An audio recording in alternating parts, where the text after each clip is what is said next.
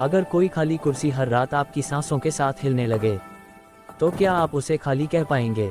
हर रात ठीक उसी समय जब मोहल्ले की आखिरी बत्ती भी बुझ जाती, बूढ़े पिता अपने कमरे का दरवाजा अंदर से बंद कर लेते।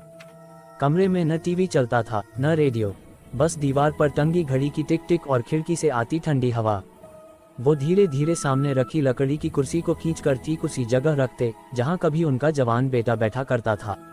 वो कुर्सी अब भी वैसी ही थी, एक पैर थोड़ा ढीला, बैठने पर हल्की सी आवाज करती हुई। पिता उसे देखते रहते जैसे किसी के आने का इंतजार हो, फिर बेहद साधारण लहजे में कहते, तू आज देर से आया। कमरे में कोई जवाब नहीं होता, बस हवा पर्दे को हल्का सा हिला देती, और वही हल्की सी हरकत पिता के लिए काफ़ी होती। वो सिर हिलाकर मुस्कुरा देते, समझता हूँ आज भी बहुत काम रहा होगा। कभी वो बेटे से शिकायत करते, खाना भी ठीक से नहीं खाता होगा, है ना? कभी सलाह देते, इतना तनाव मत लिया कर बेटा। उनकी आवाज़ में सवाल कम और अपनापन ज़्यादा होता, जैसे सामने बैठा बेटा सुन रहा हो, चुपचाप गर्दन झुकाए। पिता की नज़र कभी कभी कुर्सी के पास ज़मीन पर टिक जाती, जहाँ कभी बेटे के जूते पड़े रहते थे। याद आता कैसे वो आते ही जूते वहीं उतार देता था और कहता था, पापा आज बहुत थक गया हूँ। अब पिता ही थके रहते थे, लेकिन थकान से ज़्यादा भारी थी वो चुप्पी, जो दिन भर उनके साथ चलती और रात को उस कुर्सी पर बैठ जाती।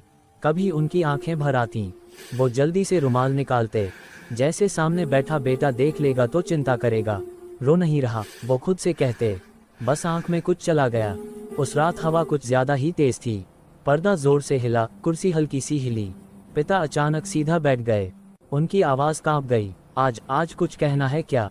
कुछ पल सन्नाटा रहा, फिर हवा थम गई। पिता ने धीरे से कहा, अगर थक गया हो तो आज ज़्यादा बात नहीं करेंगे, कल फिर बैठेंगे, ठीक है? बाहर से देखने वाले के लिए वो एक बूढ़ा आदमी था, जो खाली कुर्सी से बातें कर रहा था, लेकिन उस कमरे में एक पिता था जो अपने बेटे को अब भी रोज़ घर आने देता था। और सच पूछिए, क्या वो परछाई सिर्फ याद थी, या कुछ रिश्ते इतने गहरे होते हैं कि जिस कुर्सी पर वो बैठे थे वो कभी सच में खाली नहीं होती?